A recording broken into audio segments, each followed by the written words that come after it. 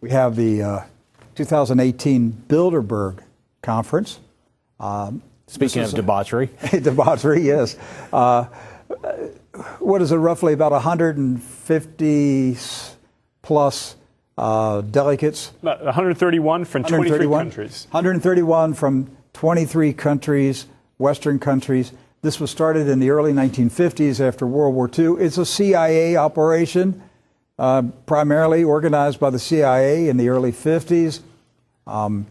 They brought together, if I understand, the original plan was one conservative, one liberal from each country. Yes. It's going to be an open forum. They could discuss national policy without it being official. Right. And all this was done in secrecy under Chatham House rules, which means it's kind of like Vegas. What happens in Vegas stays in Vegas. So Chatham House rules is whatever happens here stays inside. Nobody talks about it when they leave. Well, they can talk a little bit about it, but they can't identify who said what. Yes, and they can't share any documents. They can't publicize documents. Although the participants can use Bilderberg documents for their own purposes, as long as they don't publicly disclose the documents after they leave the meeting. Yes. So in other words, you can have in your possession insider information about where things are going, what kind of decisions are going to be made. You could make investment decisions. There's a lot of things that you could do with the information in the Bilderberg conference, but of course, we don't want to be accused of being conspiratorial or thinking that 131 globalists are meeting to plot how the world's going to run. That would be conspiratorial, wouldn't it? Yeah. So. Right. So what's different about this year? Of course, at the top of the list, populism. Yes. We're going to be talking about populism. And of course, in a negative way. Yes. I mean, they see populism as the end of their rule. Yes. So.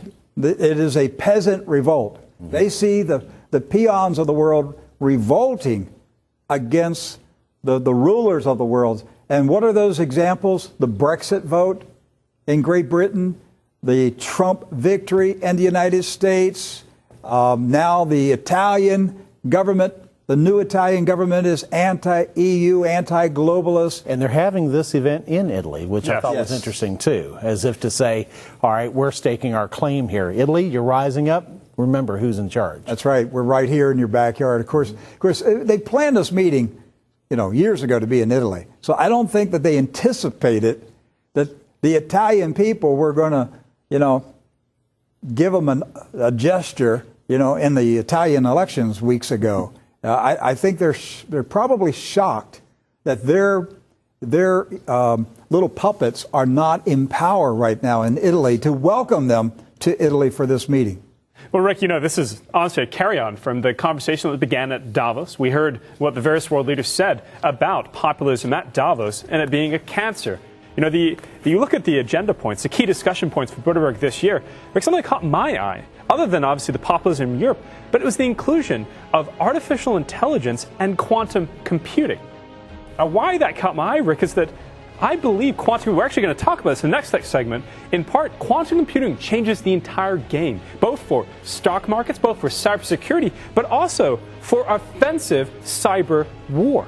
If you have a quantum computer, Rick, you can wage what would be the digital version of nuclear war on another nation, their power grid, their nuclear infrastructure, and even their people. You can wage a fake news propaganda war on them using a supercomputer beyond the power of anything you and I can even think of. I'm now convinced, guys, that the beast system that Daniel saw rising up and ruling the world with teeth of iron. I'm now convinced that the beast system is going to be empowered by artificial intelligence. It would make sense. This is the frightening thing. And so anybody, you don't have to be the biggest nation in the world. You don't have to be China, the United States, Russia. You could be a small little country in the Middle East. Yes. And if you control artificial intelligence, you'll rule the world. And that's what President Putin said a few months ago as well. Whoever controls that aspect of technology will control the world. I think it was you yesterday, you told me an interesting piece of information disclosed by former President Bill Clinton. Was it you that told me that It wasn't me, but it was I'm familiar with it, yeah, it was an interview he recently did promoting his latest book. I can't recall the title of the book. With the New Yorker, him and James Patterson co-wrote this book about a president that's faced with a cyber crisis.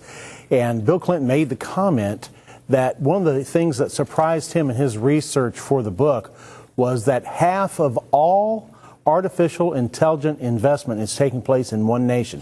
More than half is taking place in just one nation. Wait a minute. Half of all the investment in the world in artificial intelligence, yes, and it's all being done in one nation. Now, the nations that are leading in the development of artificial intelligence, the United States, China, Russia, and Israel. Right. So half of all the money in the world being invested in artificial intelligence, it must be China, right? No, I'm sorry, Rick. Okay, it must be Russia. Nope, wrong again. It must be the United States. No, that only leaves one left. Israel. And that shocked Bill Clinton. Really? Yes. And so he was surprised about that aspect of his research for the book. So when that caught my attention, that it surprised him. So, Rick, we see the meeting here with the Bilderbergers, focusing on artificial intelligence and quantum computing. This is quite a change from 20 years ago when we first started talking about the Bilderbergers, back when it wasn't happening. Remember that? When we would talk about it, we'd be accused of, that's just make-believe, that doesn't happen. But have you seen a shift now, especially over the past 5 years, toward a more technology-focused meeting with the Bilderbergers? Absolutely. They're looking at how they can maintain control of the world. Right. They have competition now. All right, so the Russians aren't invited. The Chinese aren't invited. The Indians aren't invited. The Asians aren't invited. This is I'll be honest with you, it's a white man's meeting. Okay? Yes. I'm just telling you the way it is. It's a white man's meeting. All right? It's for white European men to run the world. Yes. All right? That's the bottom line. All right, I'm a white European guy. I'm just telling you the truth. This meeting of the Bilderberg group is, absolutely a confab, a secret confab of white European men to rule the world. And it always has been. It always has been. But now they have competition. Right. The Asians are coming up in power. Other parts of the world are rising in power. All right? We have Saudi Arabia that's flirting with new technology. All right? So we could have a world 10, 15 years from now that is run by artificial intelligence from Riyadh, Saudi Arabia, or maybe their new city, Neom, the new futuristic smart city that they're going to build in the desert. Or we could have a world run by artificial intelligence from Beijing, or Moscow, or the United States, or from Israel. Yes. Those are your choices. One of these artificial intelligence developments are going to win out and be the top dog and will rule the world. When artificial intelligence, through the Internet of Things, through 5G, connectivity, all of this new technology, this fourth industrial revolution that's taking place, when all this comes together and is immersed with artificial intelligence and a global brain, this global brain could be controlled by one single country. Yes. They don't have to have troops in your country. Yes. They don't have to threaten you with missiles. They don't have to threaten you with anything with military. They control your mind. Yes. They capture your mind, not your land. That's the battle that's coming up. You get to enforce your will, your ideology. I think that's honestly what entices countries like Israel and Saudi Arabia, who never, through military strength, physical military strength, could take over vast swaths of the world. They have now realized that there's vast real estate available in the digital spectrum. I mean, look at every single person in America. How much time do we spend on our smart devices? It's 5.6 hours a day on average. That's time. It's a monopoly of time to influence someone, to change their mind, and even to weaponize their ideology. Yes. So, would you like to live in, imagine a world 20 years from now where the values of the world and what people are thinking, the way they think, the decisions that they make are controlled by artificial intelligence from a Babylonian America. Yes. A Babylonian America. All right, that's just as scary as a world controlled by Zionists in Israel, Yes. or Islamists in Riyadh, Or the Chinese. communists in Beijing. Yes. Somebody's going to get control of artificial intelligence, and whoever that is, and it doesn't even have to be a country. Look, we could have cyber nations appear in the next 10, 15 years that have no landmass. Yes. There are no boundaries. It's a cyber nation. Yes. It's it's an invisible cyber nation. You got a group of scientists and billionaires come together and say, we're going to create our own cyber nation. We will run the world. We don't have to have a geography. We don't need an army. We just need artificial intelligence, and we will rule the world. They won't need politicians. In fact, they want that. As I've said many times, folks, a lot of Christians, a lot of conservatives, they talk about there's a new world order coming. Oh, they're going to bring a new world order. And I keep saying, no, we're in the new world order. And have been. We have been in the new world order since World War II. This is the new world order, and I don't like it. Look around. Do you like it? Do you like abortion? Do you like homosexuality? Do you like globalism?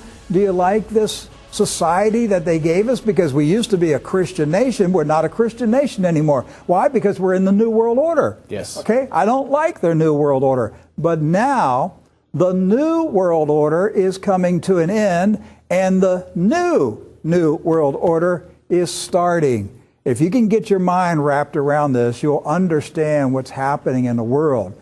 The old New World Order is coming to an end. The old New World Order is ending. The post-World War II New World Order is coming to an end, and a new World Order is starting. Right, and it looks like America is going to be left out. We're not going to be in the new World Order. So we were talking in the first hour that there are some major meetings going on right now this weekend. So we've got the Bilderberg Meeting of globalists, white European globalists who are meeting in Turin, Italy. Italy, trying to hold on to their power and their influence, trying to figure out how are we going to put down this populist revolt of the peasants? How are we going to harness artificial intelligence and quantum computing to rule the world? What are we going to do? That's what they're having that discussion right now. But in Quebec, Canada, the G7 is meeting. The United States, Canada, France, Great Britain, Japan, you know, the 7 nations that basically are running the world. And so they're meeting in Quebec. Now, typically, as I said in the first hour, what I've seen over the years is that they have lined the G7 meeting up with Bilderberg, right, so that American and European government officials can sneak into Bilderberg without being known, without being seen, so that their voters back home don't know that they were at Bilderberg, and they can attend both meetings. This time, Bilderberg is in Europe and G7 is in Canada, North America. This is very different. Yes. And so a decision has been made here to separate the meetings so that not everybody will be able to attend. So that's keeping Donald Trump from being in Bilderberg. Yes. Think about that. He's in Quebec for G7, so he can't physically be in Bilderberg. Yes. In Italy. So they're dividing up the United States, the Trump administration. Now, but there's a change taking place, right, Rick? Because the G7 used to be the G8 at one time. Russia used to be involved with it. That's right. They knocked Russia out. Now they're calling this the G6 plus 1. That's right. And the plus 1 being Donald Trump. So that's right. Are we getting ready to see another change within the G7 community? We may be going there. And by the way, in Bilderberg, there is an unconfirmed report that the Vatican Secretary of State, Cardinal Pietro Parolin, Vatican Secretary of State, is participating in the secret Bilderberg meeting. Now, the Vatican has not confirmed it, but Vatican sources unofficially have confirmed that he's there, but there's no official statement from the Vatican. And would this be the first time the Vatican has participated, at least publicly, in a Bilderberg event? You know, I don't know. I don't know. I don't know if they've ever been involved publicly that we've known about. But think about what I just said. The Vatican Secretary of State. Right? Does the Southern Baptists have a Secretary of State? Does the Assemblies of God have a Secretary of State? Does the Anglican Church have a Secretary of State? But the Vatican has a Secretary of State. Yes. Okay? The Roman Catholic Church has a Secretary of State because the Vatican is a political state. Yes. You've got to separate. You got to understand. There's the Vatican and there's the Roman Catholic Church.